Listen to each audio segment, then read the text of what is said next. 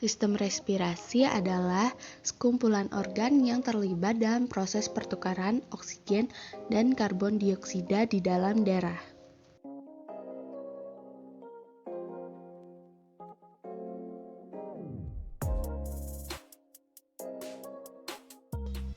Pada sistem pernafasan Aves terdapat kantung udara atau air sac yang merupakan selaput tipis berbentuk seperti balon yang fungsinya untuk membantu pernapasan.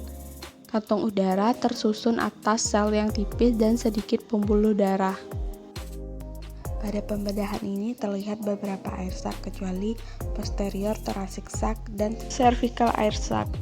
Berikut fungsi air sac pada Aves. Yang pertama, nares atau lubang hidung, fungsinya sebagai jalan masuk udara.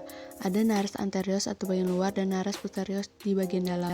Yang kedua, ada glotis, terletak tepat di belakang pangkal lidah dan berlanjut ke dalam laring. Glotis akan menutup ketika makanan turun ke eksofagus sehingga makanan tidak masuk ke dalam paru-paru.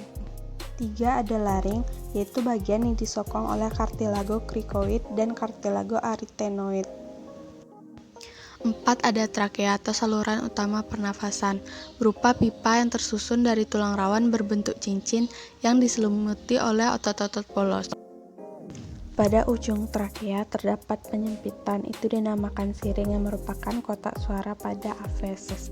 6. Ada bronkus, merupakan percabangan trakea menjadi saluran yang lebih kecil. Kemudian percabangan bronkus yaitu bronchiolus akan menuju ke pulmo atau paru-paru.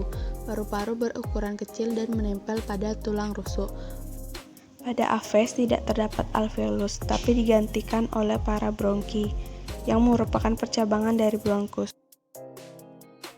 Mekanisme pernafasan pada Aves. Udara dihisap masuk melalui trakea, kemudian udara masuk ke dalam kantung udara posterior yang ada di bagian belakang. Lalu, udara yang sudah ada di dalam paru-paru mengalir ke kantung udara anterior yang ada di depan.